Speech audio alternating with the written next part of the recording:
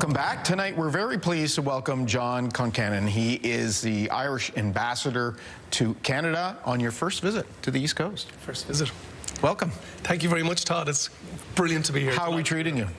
Great. I mean, this is such a special place and such a magical place for an Irish ambassador to be in, because the deep links and deep heritage and shared connections. So it's a great honour to be here, and so far so good. Really enjoying it. We always talk to, whenever we're lucky enough to have the Irish ambassador to Canada come in, we always talk about the cultural ties, because there are many, the historical ties.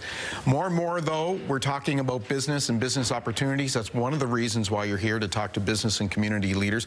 We know, and we hear it from the Prime Minister a lot, that Canada will be moving closer to the European Union, of course, of which Ireland is an integral part of.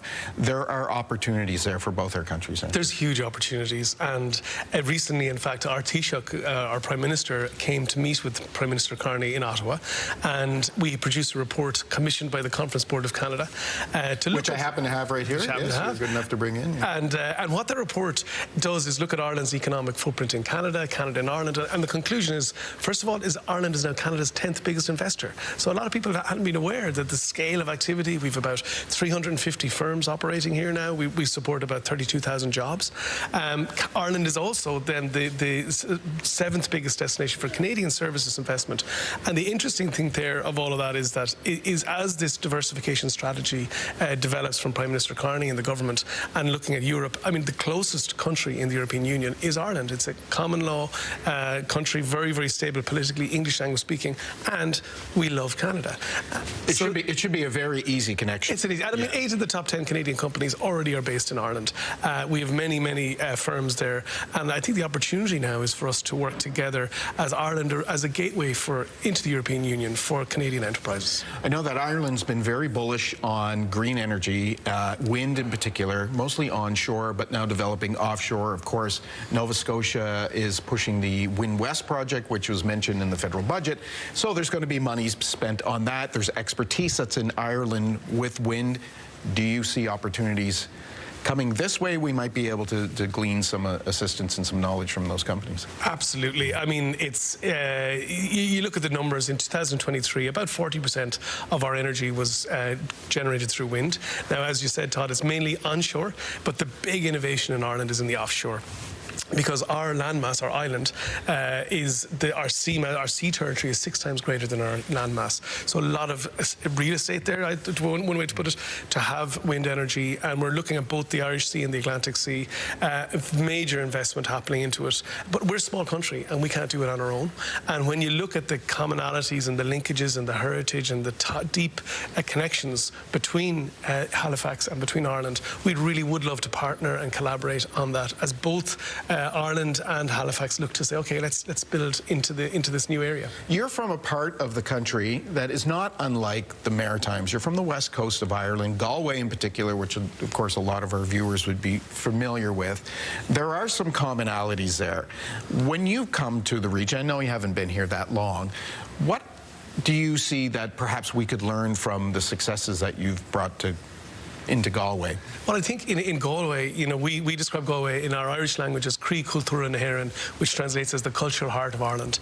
It's not the capital city, but it's got its own unique identity, its own unique personality, and it's that proximity to the islands, to the Connemara, to the language. And you come here to this absolutely magical part of the world here, and the deep connections, everything from the Cape Breton fiddle right the way through to the music and the energy that's here today. This is a very distinct part of Canada.